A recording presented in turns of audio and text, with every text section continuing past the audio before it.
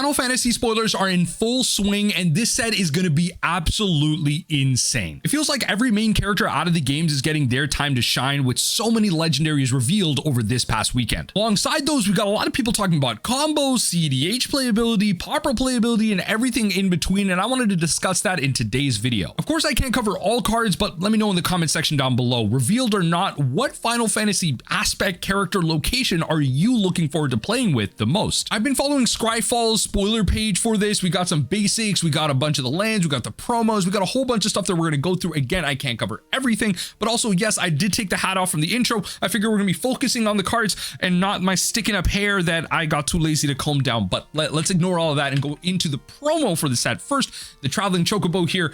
This one, I can't imagine going for less than, if not high hundreds, like low thousands. Like the fact that the Final Fantasy set is one of the highest selling sets of all time, if not the, based on pre-order availability, I think this card is going to be sold out or just a highly sought after collector card. Yes, the base card is going to be there, and I think this is perfectly fine in terms of the collectability of it, because the base card should be perfectly fine. It's nothing too crazy. Like, you may look at the top card of your library, you may play lands or birds on the top of your library. If a land or bird you control would cause an ability to trigger on the battlefield, it triggers an additional time. So you get some like cool effects out of like the lands. I think landfall decks are going to love this. The card is really good, but it's going to be highly available. The promos are there, and yes, again, the out of 77 numbered promo is going to be extremely expensive. Let me know if you're hyped for this, and I love the different colors again, so let me know how you're feeling and what colorway you're specifically going for. My camera's kind of covering it, but you have different ones. Like you have this kind of pinkish purplish one, and just like you have like a black one, you have a yellow one. But regardless, let's go on to the next one I just revealed, Viv Ornitier. Now this card, a lot of people are talking about somehow being broken, like somehow, some way this is going to be broken. I've heard people talk about this in vintage, even as far as that with like paradoxical outcome. Right now in the vintage paradoxical outcome decks, those are Luros decks. So if you play Vivi, you lose access to Luros. So who knows if that's good, but let's read Vivi here. So Izzet and 1 for a 0/3 legendary creature wizard that says at 0. So you activate it, build 0. Add X mana of any combination of blue or red, where X is Vivi's power. Okay, it's a 0/3. Okay, so you pay 0, add 0 mana. Activate only during your turn and only once each turn. Now, if you flickered Vivi, that once a turn resets because it's a new object, so remember that. And then whenever you cast a non-creature spell, put a +1/+1 counter on Viv Ornitier, and it deals 1 damage to each opponent. So first of all, it does everything. It is a storm win condition and a storm enabler, all packaged into one. And the reason people are talking about this for vintage paradoxical outcome, paradoxical outcome is like a, here, you know what, I will look it up right now for all of y'all, just so y'all can get it here. If I just go to Scryfall paradoxical, because I'm talking a lot about it, but people aren't remembering it. It's 4 mana for an instant. Return any number of non-land, non-token permanents you control to their owner's hand. Draw cards for each card returned to their hand this way. So what you do in vintage is you play all your moxes, you tap them for mana, and you paradoxical outcome to just draw like 4 or 5 cards, and you just keep going. You have all that mana, you hopefully find another paradoxical outcome, and you just go off, right, with that type of win condition. Now Vivi is nice because you play Vivi, and then you play a bunch of moxes, which are non-creature spells, which you put 1/1 counters on it, and then you tap those moxes for mana, but then you also are able to add blue or red mana, which can help depending on the type of moxes that you're using. So I feel like Vivi might just be a win more in that case. That's specifically for vintage, but there is going to be a world, being a legendary creature, where this is a very powerful commander. This is going to be a very powerful, maybe not like super high meta, but it's going to be a CDH card that people are going to brew around. This just feels like almost one of the most de facto Izzet commanders out there. You're spell slinging, you're playing a bunch of non-creature spells, you're dealing damage, this thing's growing, you're making it bigger, you flicker it, you keep doing it again. Now remember, when you flicker it, you do lose the power on it. They're 1/1 counters, so keep that in mind. You do reset the condition, but you have to play more spells into it.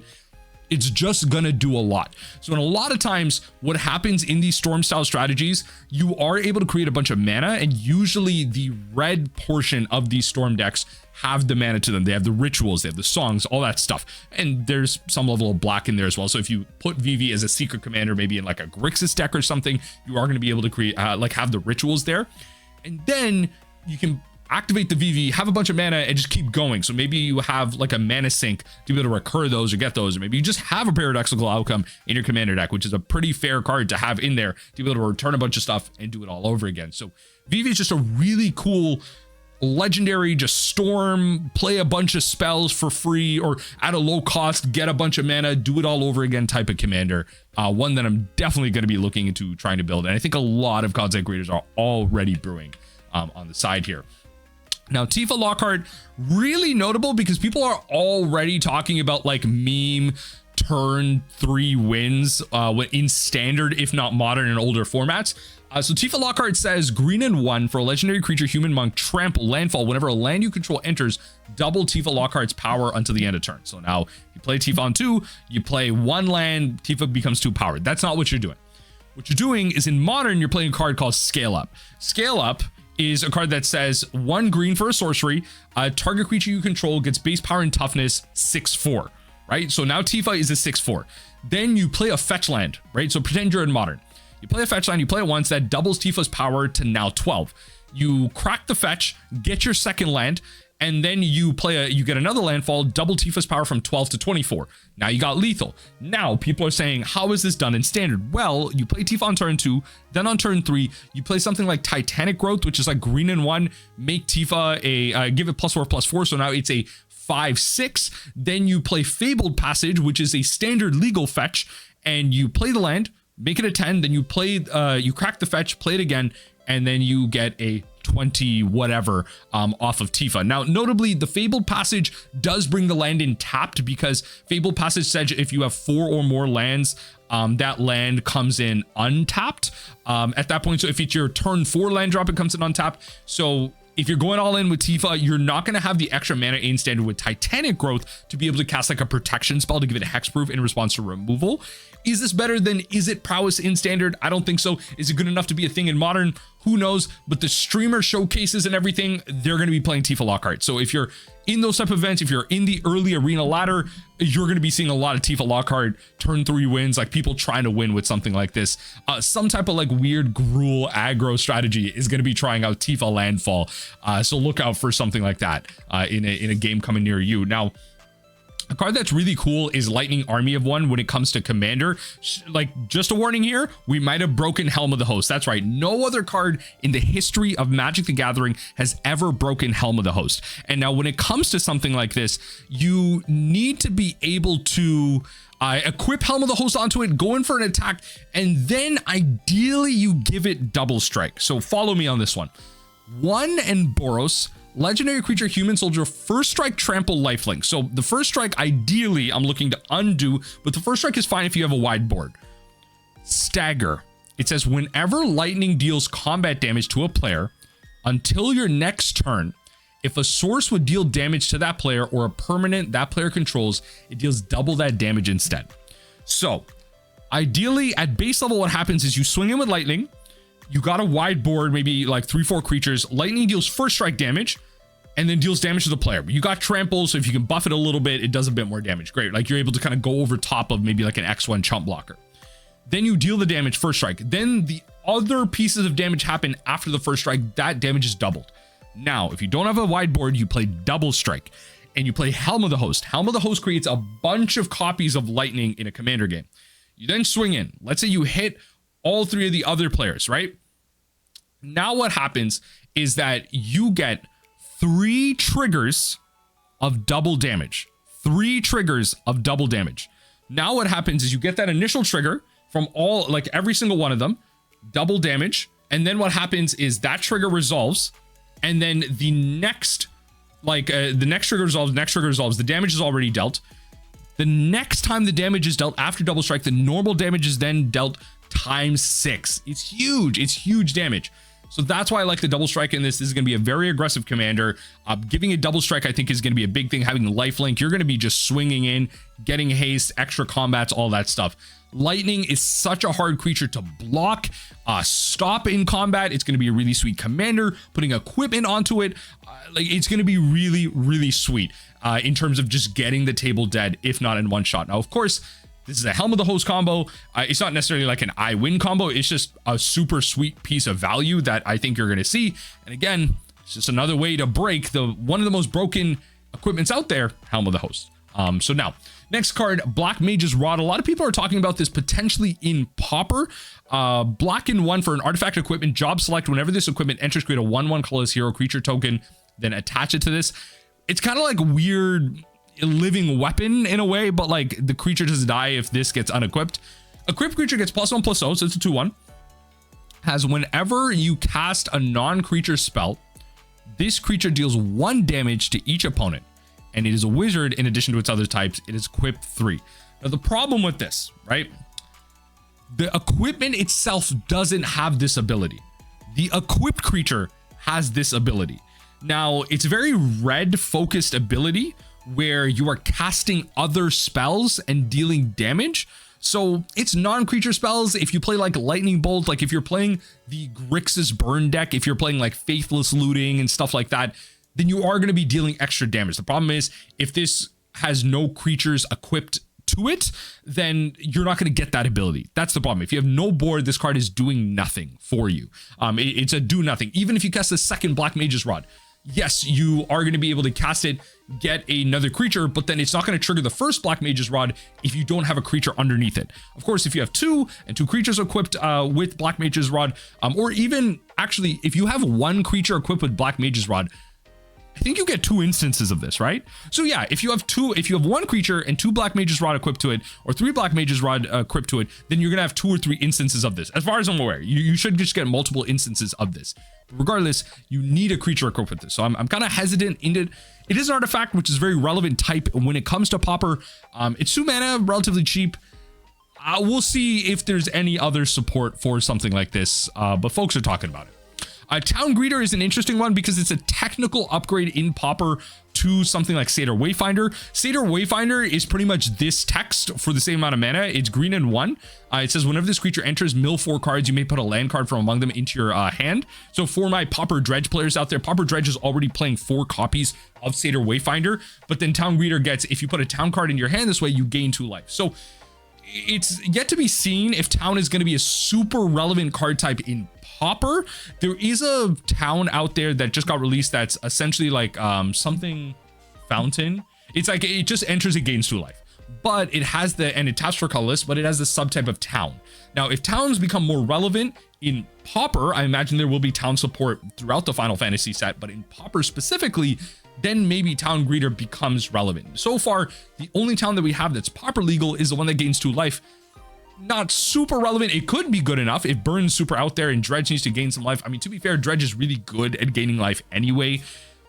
Maybe this becomes copies 5 through 8 of Satyr Wayfinder, or it becomes the primary copies of Satyr Wayfinder because Human Citizen probably is more relevant in terms of card types, and Satyr Wayfinder becomes copies 5 through 8. Who knows? Regardless, it's something to think about when it comes to Pauper, specifically in Dredge. It's a strict upgrade. It could become additional copies, and let's see if the town is more relevant when it comes to types. Next up, I wanted to mention, for the sake of flavor, every single Final Fantasy set, I'm even going to hide my camera for this one, every single Final Fantasy set has a Cid in it. There are, read them folks, 16 Cids. This is the same card printed 16 times with different arts. It is the same card over and over again. It is the same card. And what's beautiful about this is if we bring it back, artifact creatures and heroes you control get +1/+1 for each artificer you control and each artificer card in your graveyard. A deck can have any number of cards named Cid Timeless Artificer. You can cycle it for white and 1. Now it's a human artificer. It's not like it's an artifact or anything, but it says artifact creatures and heroes you control get +1/+1 for each artificer you control. Problem is, this is a legendary human, so even though it has different arts, you can't have multiple of them out at the same time, but you can have multiple of them in your deck. So I think this is going to be a really highly sought after card, just because everyone's going to want to have like one of each card. I'm really curious. Let me know in the comment section down below, what do you think is the best commander for Cid Timeless Artificer? Is Cid Timeless Artificer just good enough as a commander in itself, or is there a commander where you see playing this and have all 16 copies of Cid in? Is it just like, what is the ideal commander for something like this? I just think it's really sweet. But regardless, if you play Cid Timeless Artificer, you got to be as your commander, you got to be playing the other 15 in your deck.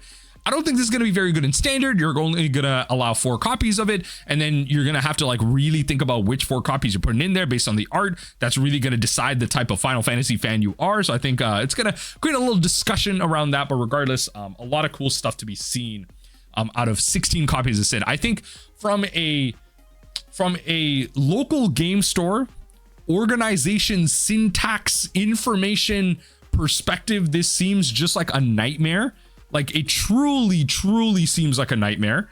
But that's a greater discussion to have outside of this. I do want to acknowledge that this seems like, from that perspective, it's kind of dumb. It's pretty bad. I don't know. It just, and also like some of them, like if you look at them, there's actually 15. I'm actually just now noticing there's actually only 15 arts. Like this Sid Timeless Artificer is actually just an extended art of this, and each one of them have the reminder text. But for some reason, like this one has slightly larger text, so the reminder text isn't there. I don't know. I don't know what to tell you. There's problems with this everywhere. I do want to mention that it is a problem, but someone's gonna get mad at me for being negative in this video. So whatever. Starting Town has a lot of people talking right now, specifically for CEDH potentially and for standard. So this land enters tapped unless it's your first, second, or third turn of the game. So if it's your first, second, or third turn. So in the early game, it is a Mana Confluence. It's not City of Brass. I believe it's Mana Confluence actually. Not City of Brass. So Mana Confluence. So Mana Confluence, yeah, Mana Confluence is the one where you pay 1 life. Yeah, so City of Brass, you can actually respond to. So City of Brass is kind of interesting, and I do want to bring up the difference because it comes up every so often. City of Brass, it's like a rare thing. So City of Brass says whenever it becomes tapped, it deals 1 damage to you. Add 1 mana of any color. The key to City of Brass is if you tap it, the 1 damage to you is actually a trigger, so you can respond to the trigger and play a game-winning spell. So if you're at 1 life and your opponent's at 3, you can tap City of Brass for 1 red, respond to the damage trigger to deal your opponent 3 damage with a lightning bolt, and then you win with the 1 damage on the stack. Whereas you can't do that with Mana Confluence. But obviously the betterment of this with Mana Confluence is the fact that it can actually tap for a colorless. The big downside that everyone's citing though is the fact that it comes in tap later in the game. So that is a relevant kind of downside. But the fact that you have an early, just like pay 1 life, add 1 mana of any color, I feel like it's going to be relevant in some degree. I don't know if this is like modern playable at all. It's not fetchable. So unless there's like a town fetch, like if there's a fetch that grabs a basic into play tapped or a town untapped, folks, we might be cooking. We might be cooking with that one, because then you bring in Starting Town. I'm just saying, you bring in Starting Town, right? Maybe. It taps for colorless, which is relevant. It is relevant, especially in a world like you think of like modern Eldrazi, where you do specifically need colorless pips to cast cards, not generic. Pay 1 life to add a mana is painful. It's going to see some level of play in standard. It might see some play in CDH. People are talking about like untapped colors, or like more versions of that is important. But we'll get to see if the fact that it comes in tapped off like turn 4 and later, is that relevant? I'm excited to see if town is that relevant though. I like the new typing. I feel like they're just going to make it relevant. I'm curious to see if they bring in a fetch or a way to search it. I imagine in this set, there probably will be like a cultivate variant that lets you look for towns. That's usually a thing when they do stuff like this. So I imagine there'll be like a green and 2 type of card that lets you look for towns. So let's see where the spoiler season goes for something like that. But regardless, the last card I want to talk about is, in general, it is the return of adventures. So we recently had the addition of omens, which are a spell with an omen subtype card underneath it, that when you cast it for the omen type, you actually shuffle the card back into your deck. But adventure puts the card into exile. So you cast that, you put it in exile, and you can play it from exile later. You could obviously play it on the same turn. You can play the land from exile later that same turn if you didn't make a land drop. But Jidoor Aristocratic Capital, being that mill guy, I wanted to bring up the fact that it's blue and 4 for a sorcery adventure. Target opponent mills half their library rounded down. Yes, the Fraying Sanity players, the Bruvac players rejoice. The mill players rejoice. This is nowhere near modern playable. Do not be playing this in modern. Heck, it's probably not even Pioneer mill playable. It just does not do anything. The land enters tapped, folks. The land enters tapped. That is the problem with this. I just saw the white one actually, and I'm pretty sure the green one's kind of doo-doo caca, but the white one returns like up to 2 enchantments and or artifacts from your graveyard to your hand for like white 3. That's pretty good. I feel like that's not bad. Like, okay, not modern playable or super broken, but like that's not bad as a utility land. A card that's a land. So I feel like Jidoor Aristocratic Capital, big slap in the face. The big thing I am looking forward to is that mill is in the set. Just saying, if you played in the later game Jidoor Aristocratic Capital with something like the 2-mana artifact, that's standard legal, River Churn Monument. That's what it is. So what is it? River Churn. So if you play this with River Churn Monument, any number of target players each draw a card, exhaust any number of target players each mill cards equal to the number of cards in their graveyard. Just saying, if they milled half the library, you then untap River Churn Monument. Just saying, the problem is Jidoor's on an instant, so it's not like you can end step this and then untap River Churn Monument, mill out. Now, if this was an instant, I'm just saying, if this was an instant, we might be cooking in standard. I might have to start making standard content. If this was an instant, because then I play this at end step in a blue-white control deck that looks for mill as a win condition, cast Jidoor, River Churn Monument, exhaust, mill cards equal to the number of cards in their graveyard, they lose. They lose. What do you mean? They lose. That's the number of, if they have a 60 card deck, they only put 10 cards into their graveyard because of the River Churn Monument. That means they only have 10 cards left. It's half their library. That means there's over like 50 cards. They're just going to mill over the amount of cards that they put in. River Churn Monument is always going to be a win in combination with that. So just bringing it up. It's a situation that could happen in standard. You could build a standard mill deck. It's just not going to be that good anywhere else. So let me know what you think about the Final Fantasy cards that have been spoiled so far. There have been a lot of cool summons that have been spoiled, a lot of basic land art.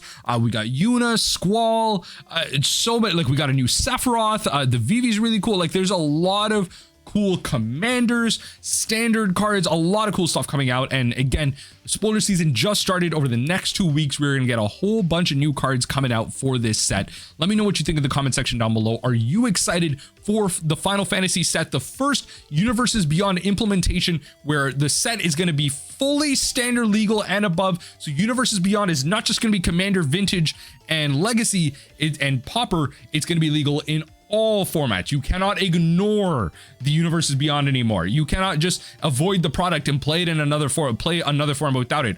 All formats will now, moving forward, have Universes Beyond in about 2 to 3 weeks. So for those of you mad that your standard set, your modern set, your pioneer set, have been Universes Beyond free, that is no longer a thing. All these sets are going to have these down the line, and it's going to be a highly sought after thing, because you have to remember that a lot of these cards are going to be potentially like not available for like in 5 years or something, potentially not available for reprint based on the licensing agreement that they have. I think a lot of people are going to be picking these up and just kind of holding them for a little bit. So we'll see. Magic the Gathering might just become a little bit of a stock game. Let's see what happens.